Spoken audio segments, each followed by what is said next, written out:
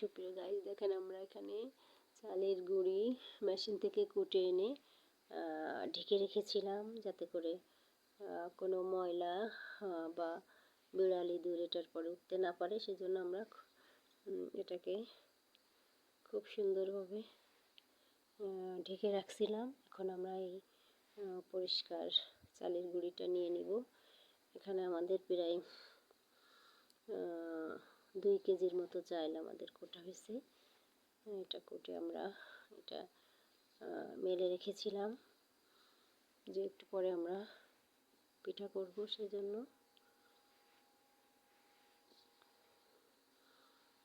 এই চালের গুঁড়াটা আমরা নিয়ে নিলাম।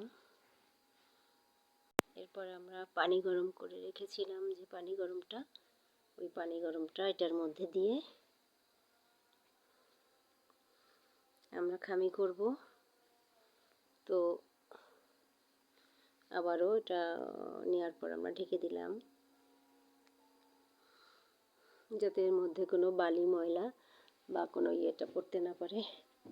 আপনারা দেখতে পাচ্ছেন যে আমরা এই গামলার মধ্যে কিছু নারকেল নিয়েছি, তারপর কিছু গমের আটা নিয়েছি, আর চালের গুঁড়ি, একটু লবণ নিয়েছি। এগুলো নেওয়ার পরে আমরা এটাকে খামি করব। কিভাবে করব আপনারা দেখতে পাচ্ছেন যে এখান থেকে আমরা অল্প একটু সেই গরম পানি দিচ্ছি। গরম পানি দিয়ে আমরা সুন্দর করে এটাকে একটা খামির মতো বানাবো। তারপর আমরা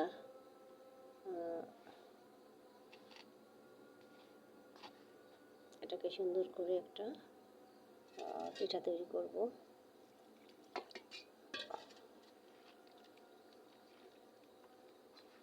এটাকে সুন্দর করে হাত দিয়ে করতে হবে। আপনি যদি চামচ দিয়ে করেন তাহলে এটা সুন্দর হবে না। অবশ্যই আপনাকে এটা হাত দিয়ে এটা সুন্দর করে আপনাকে মোলায়েম করতে হবে। এটা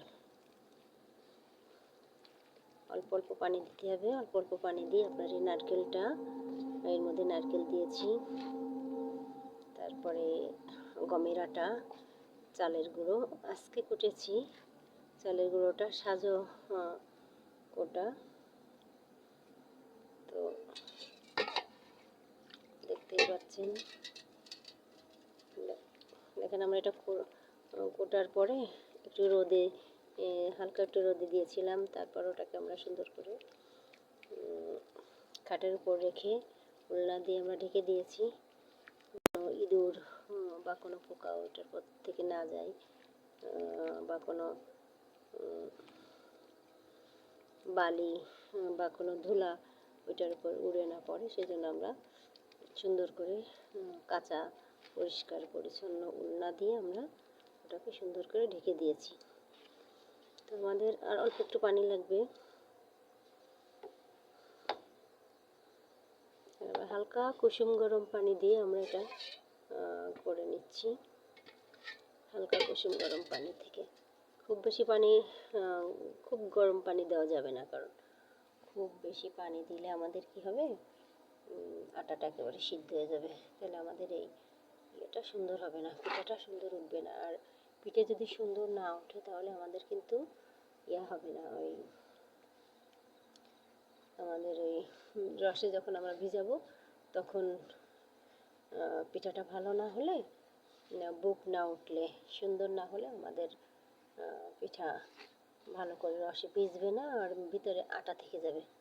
আর ভিতরে আটা থাকলে, এটা দেখতে পাচ্ছেন যে এগুলো, এই চাকচাকগুলো হচ্ছে নারকেল, লবণ দেওয়া হয়েছে এর মধ্যে।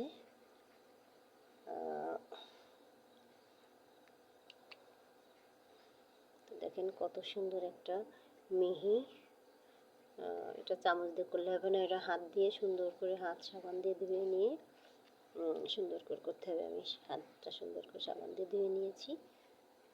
এটা দেখেন, যখন আপনার এরকম করে পড়বে, এরকম ধরে দেখবেন, এইভাবে যখন পড়বে দুধের মতো, তখন আপনি বুঝবেন যে আপনার আটাটা ঠিক মতো তৈরি হয়েছে। দেখেন কিভাবে আসতেছে। আপনি একসাথে ঝপ করে পানি ঢেলে দিবেন না, অল্প অল্প পানি দিয়ে সুন্দর করে আপনি এভাবে এটাকে এইভাবে করে নেবেন। দেখেন কত সুন্দর হাত থেকে পড়তেছে। তো এভাবে যখন করতেছে তখন আমাদের মনে হবে যে আমাদের ঠিকমতো এটা আমাদের তৈরি হয়ে গেছে এবং আমরা এটা সুন্দর করে করব এখন।